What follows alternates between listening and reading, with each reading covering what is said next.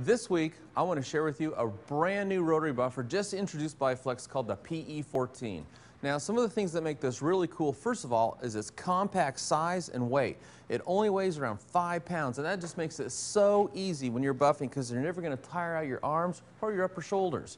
The other thing that makes this really nice is its compact size. So with less weight, smaller size, it's easy to control. You can get into all kinds of areas in the car and it won't tire you out.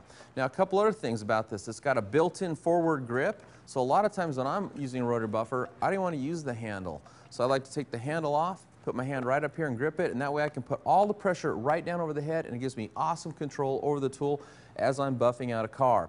Another thing is they've taken the gear head lock right here, they've moved it back. So a lot of rotary buffers have it up here, and if you try to use it by hand, you actually engage the lock and you can hear some grinding sounds. So this has been moved back. It's a great idea.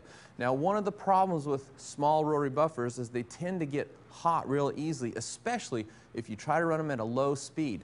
Now, when Flex brought this tool out, what they did is they engineered this to run from 600 RPM to 2100 RPM, and that's lower than any other rotary buffer on the market. But the cool thing is when you pull the trigger full on, you're at 600, but if you just feather it a little bit, you're actually only at 400 RPM.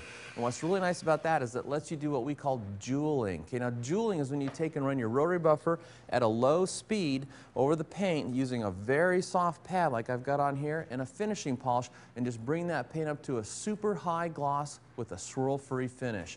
Now, another thing that's really cool about this is if you want to use a handle, you can get a vibration reduction handle and replace the stock handle, and this completely removes any vibration out of the tool. So this is a really nice feature about this polisher.